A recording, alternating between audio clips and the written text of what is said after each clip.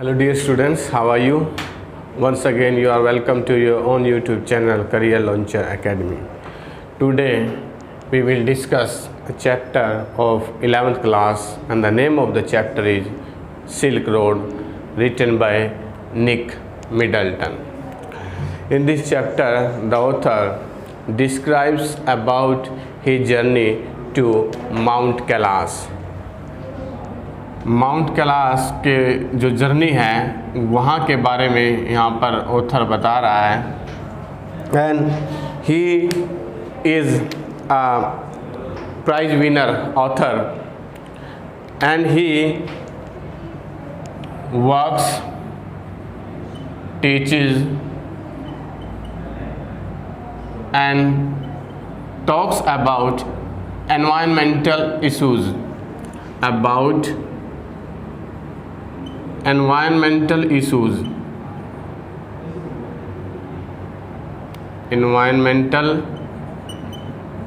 issues he is a prize winner author, यद्यपि बहुत सारे उसने पुरस्कार जीते हैं एंड ही वर्क्स काम करता है teaches and talks about environmental issues पर्यावरण से संबंधित जो समस्याएं हैं उनके बारे में भी ऑथर निक मिडल्टन बात करता है and he has traveled more as a geologist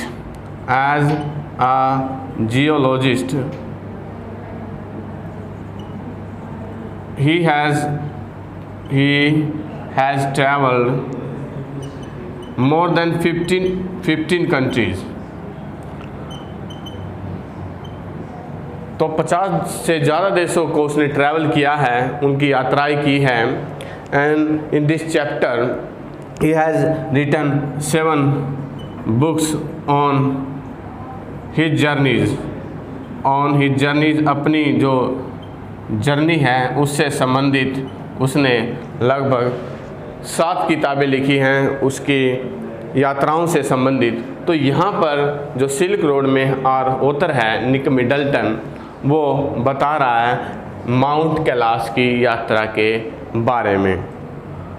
And he also describes here what type of difficulties he faced during his journey. तो किस प्रकार की समस्याओं का उसने यहाँ पे सामना किया. Those also has been described by our author, हमारे ऑथर के द्वारा उन चीज़ों को भी दर्शाया गया है. When अब यहाँ पे जब वो बता रहा है when they left राउ, तो राउ से जब वो चले तो वहाँ पर they started from Rao in the morning and a flawless moon was shining in the sky and the lady who on the house on the tent they rested, they got shelter for the night. Lahamu, that lady gave the author a long sheepskin coat. तो एक उसको long sheepskin coat वो as a present करती है, उपहार के तौर पर वो देती है. And his friend Daniel was also with the author and Tsetan was the taxi driver. Tsetan उसका टैक्सी ड्राइवर था और यहाँ पे Daniel was one of friend of Nick Middleton. तो जो लहामू है वो उसको sheepskin कोट देती है because she got a message through Daniel that the author is going to do the kora. What is kora? Kora is journey of mount Kailash. Journey of mount Kailash. तो kora को वहाँ के लोकल लैंग्वेज में उसको mount Kailash की journey को कहा जाता है. तो जब उसको लेडी को पता चला कि जो ऑथर है निक मिडल्टन वह कोरा की यात्रा करने वाला है तो उसके बाद the lady present a long sheepskin coat to author. तो उसको वो दे देती है और जब वो वहाँ से वो चलते हैं तो जो डैनियल यहाँ पे सेटन है who was the taxi driver, he knew a route, taxi driver Tsetan knew a route, वो एक जानता था एक रूट के बारे में, that will take them to direct to old trade route Lhasa to Kashmir, Lhasa to Kashmir. तो उस ओर वो उसको ले जा रहा था, लेकिन वहाँ पर उसमें देवर सेवरल हाई माउंटेन पासिस, दर्रे थे वहाँ पर उस एरिया में, बहुत सारे ऊंचे ऊंचे पहाड़ों की तरह। लेकिन शेतन ने कहा don't worry about that, if there is no snow, if there is no snow, is no snow, यदि वहाँ पे किसी भी प्रकार की बर्फ़ नहीं हुई तो उनको किसी भी प्रकार की चिंता नहीं थी। And the author asked that what was the possibility of that, तो इसके बारे की क्या संभावना थी कि वहाँ पे बर्फ़ होगी या नहीं। तो जो शेतन है उसने कहा it could not be said until they reach there, कि जब तक वो वहाँ पे नहीं पहुँच जाते इसके बारे में कुछ नहीं कहा जा सकता। And after that they started their journey, और वहाँ पर उस साइड में वो चले जाते हैं। और इन ओपन प्लेन्स, तो वहाँ पर वो ओपन प्लेन्स में there were nothing only a few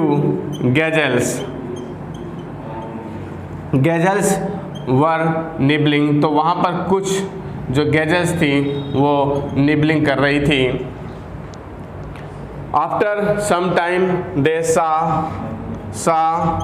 a herd of wild asses, तो जंगली गधों का वहाँ पे झुंड देखते हैं। And the dust that was arising in the sky due to their playing that was described by Satan as kiang, तो वो क्यांग कह करके उनको संबोधित कर रहा था।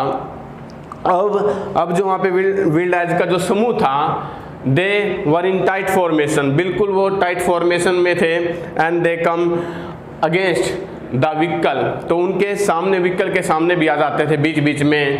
And they were appearing like they were practicing on a predetermined course, तो मानो ऐसे लग रहे थे कि वो प्रैक्टिस कर रहे थे लाइक अ वार फाइटिंग, एक युद्ध अभ्यास की तरह। तो वो उनकी की प्रैक्टिस कर रहे थे, इस चीज़ को भी यहाँ पे ऑथर ने मेंशन किया है। उसके बाद दे पास द ड्रोकबाज टेंट्स, तो उनके ड्रोकबाज के टेंट्स को उन्होंने पास किया। And they were tending their sheeps, अपनी जो भेड़ों की वो रखवाली कर रहे थे, tending their sheeps. And in the mid time they were waving hands towards their vehicle, उनके व्हीकल की तरफ भी वेव कर रहे थे। After some time they reach nomads जो खाना बदोश थे, उनके जो टेंट्स लगे थे ओपन प्लेन्स में, तो उस ओर वहाँ पर वो पहुँचते हैं। And who was the guard there, अब उनके जो टेंट्स थे वहाँ पे टिप्टन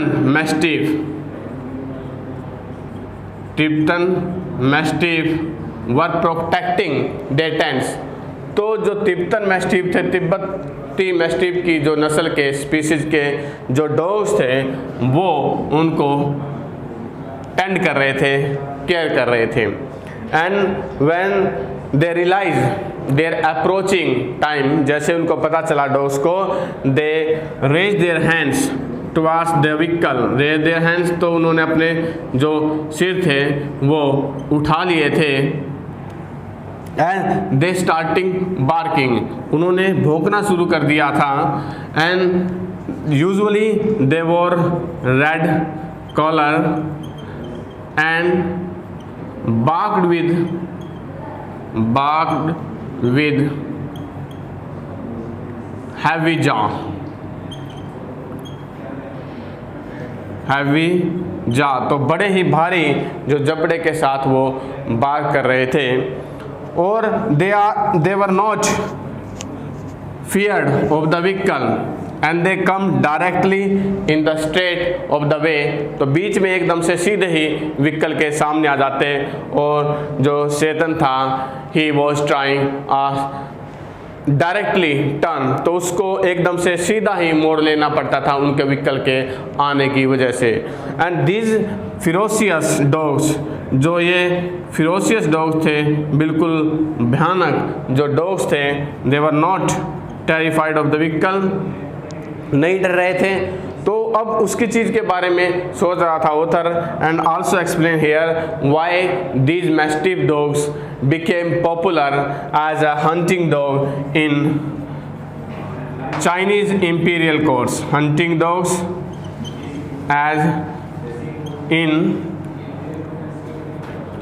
Chinese imperial courts, तो वहाँ पर वो प्रसिद्ध हो गए। तो क्यों हो गए? It was not difficult to understand this thing, तो ये मुश्किल नहीं था ये चीज़ समझना, because they were extremely ferocious, तो बहुत ज़्यादा डरावने थे। उसके बाद यहाँ पे निक मिडल्टन है और जो ऑथर है, they went on a tight bend where the river was wide, जो नदी थी वो चौड़ी थी, river was wide and clogged with ice, और वो उसके जो एज थे वो आइस से ढके हुए थे। द स्टीप वॉज डीप, जो ढलान थी वो तीखी थी। The slope was steep, slope was deep and steep. And Tsetan stop the car after a few minutes, कुछ देर बाद जो शैतान है वो कार को रोक देता है।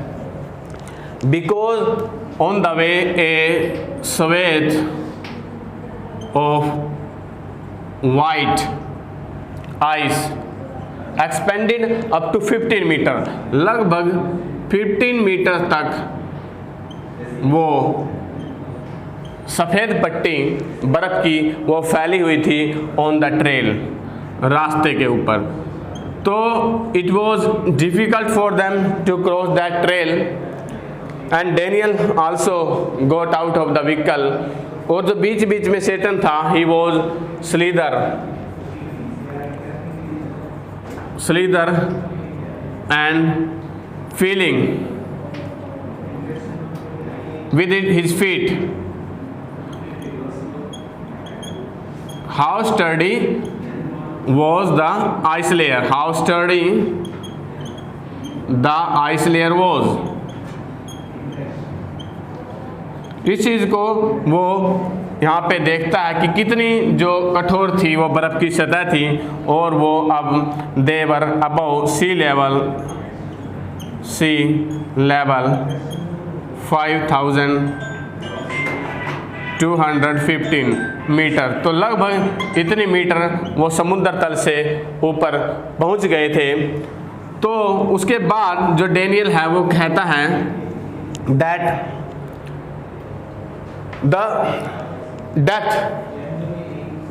Depth of ice layer was not so difficult, ice layer was not his problem, वो उसकी समस्या नहीं थी, बल्कि अब वो उसके वहाँ पे क्रॉस तो कर सकते थे, लेकिन यदि उनका जो व्हीकल है, the vehicle could turn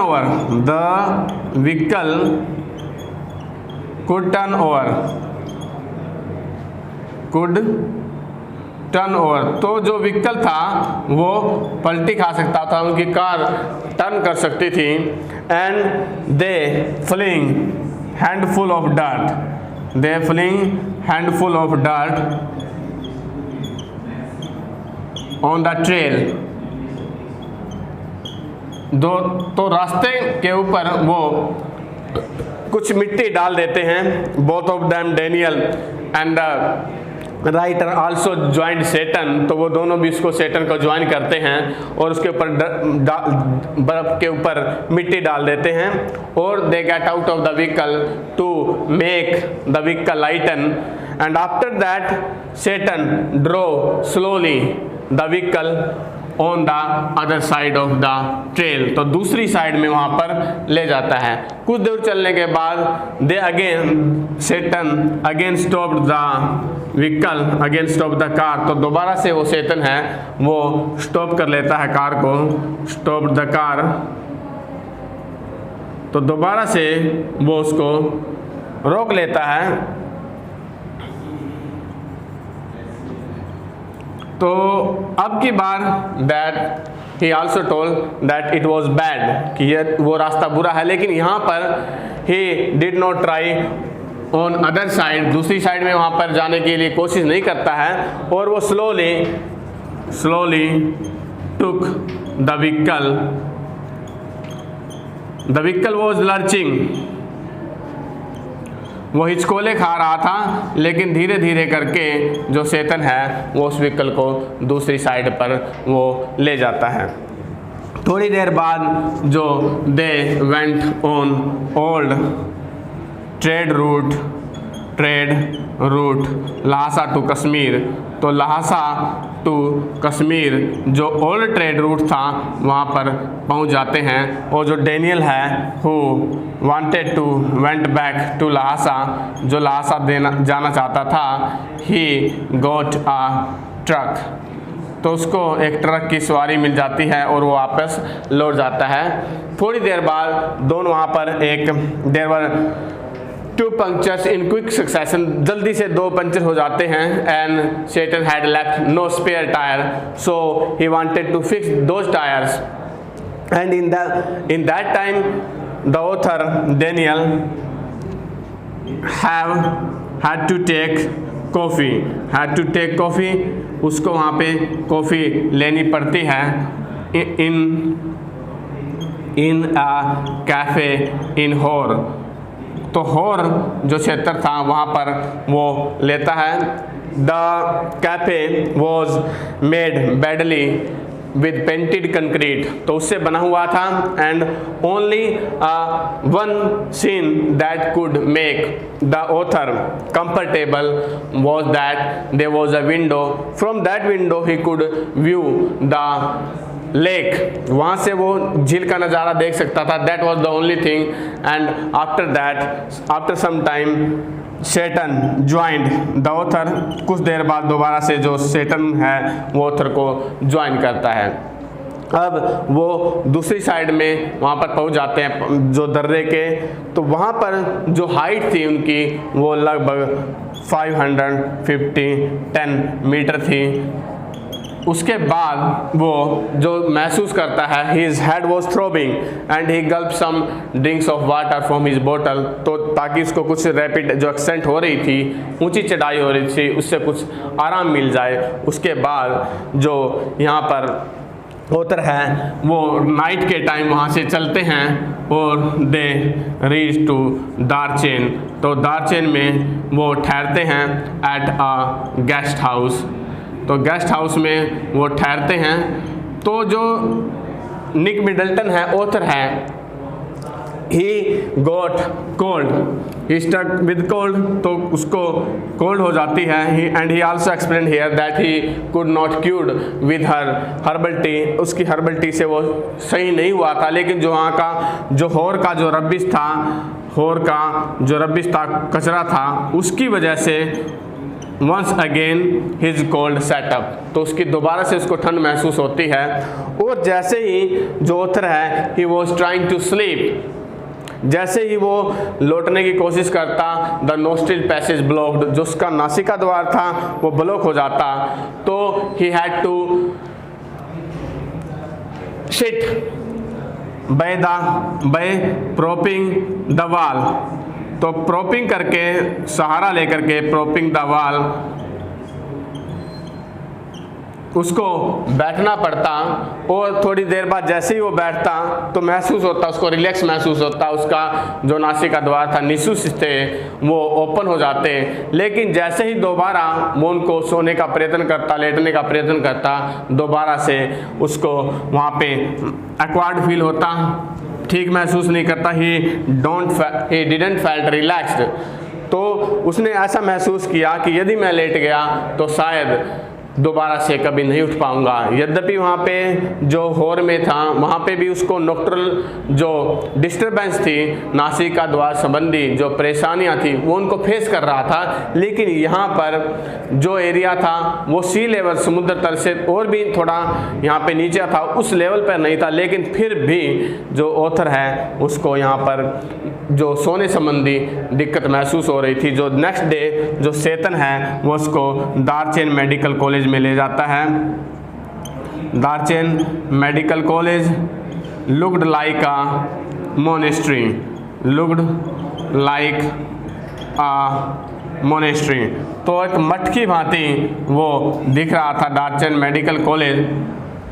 and the doctor was not wearing clothes like a doctor, means white coat and other things, and he was wearing a woolly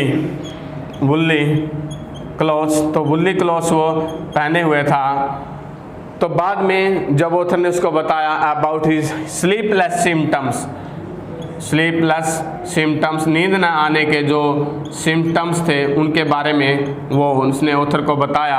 and after that the doctor checked the veins and said that a cold and effect of the altitude।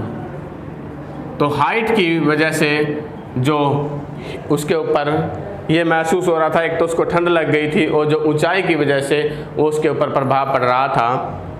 तो he gave medicine to the author and the author asked him will I be able to do the kora, क्या मैं कोरा को complete करने के लिए able हो जाऊंगा।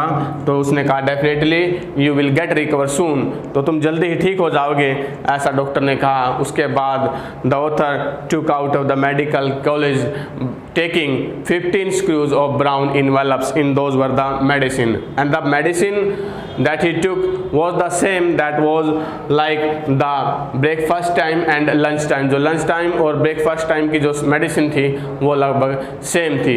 उसके बाद जैसे ही यहाँ पे चेतन को लगा कि जो ऑथर है he is going to recover, कि वो ठीक हो जाएगा, तो उसके बाद जो चेतन है वो उसको छोड़ करके चला जाता है और उससे कहता है कि यदि उसको कुछ हो जाता तो उसके कोई चिंता नहीं होती, बल्कि उसके बिजनेस के वजह से he was thinking about that, उस चीज़ के बारे में वो सोच रहा था, उसके बिजनेस की वजह से इसको लॉस हो सकता था।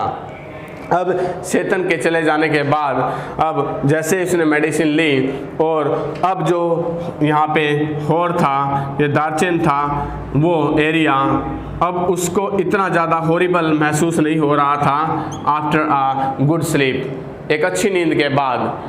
अब जो दूसरी चीज़ थी वहाँ पर जो उसने महसूस किया, देयर वर लेस पिलग्रिमेज, तो वहाँ पर बहुत ही कम मात्रा में पिलग्रिमेज थे। यद्यपि उसने सोचा था, जो यात्रा का जो टाइम था उसने सेटअप किया था वो मौसमी था। जो कोरा की जो जर्नी थी दैट वो सीजनल, कोरा जर्नी वो सीजनल होती थी। And most of the time the trails और the route were liable to blocked by the sea, वो हो सकता था वो आइस की वजह से ब्लॉक हो रहे हों, तो लेकिन अब उसके पास कोई नहीं था ऐसा जो उसको ये बता सके कि जो रूट है दैट वाज क्लियर्ड और not and it was blocked by the sea और नॉट, कि वो आइस के द्वारा जो ब्लॉक्ड था कि नहीं था, या उनको क्लीन किया गया था नहीं था। और वहाँ पे nobody was that to answer his basic questions because nobody could understand his English। तो जब तक उसको नोरबू नहीं मिला तो उसको कोई भी नहीं था उसके पास जो उसके क्वेश्चंस का आंसर दे सके। अब वो एक दिन जा कर के वहाँ पर एक कैफ़े में बैठ जाता है जो ऑथर है, और वहाँ पर वो देखता है, अब ही हैड सम बुक्स, उसके पास कुछ किताबें भी थी एंड नोवेल्स। तो जैसे ही वो वहाँ पे सीटिंग कर रहा था, बैठा हुआ था खिड़की के पास, जो नोरबू है वो वहाँ पर आ जाता है और ऑथर को देखता है। तो उसको महसूस होता है that he was an English man, जो ऑथर था वॉज इंग्लिश मैन, कि ऑथर है वो इंग्लिश मैन है, ऑथर वॉज एन इंग्लिश। तो उससे पूछ करके would I sit beside you, तो उससे पूछता है कि क्या मैं आपके पास बैठ सकता हूँ। तो जो ऑथर है वो उससे परमिशन दे देता है एंड दे स्टार्टिंग कन्वर्सेशन, और वो बातचीत करने लग जाते हैं। और जो नोरबू था he worked in Chinese academy of social sciences, तो एकेडमी ऑफ सोशल साइंसेज में वहाँ पे काम कर रहा था। Worked on ethnic literature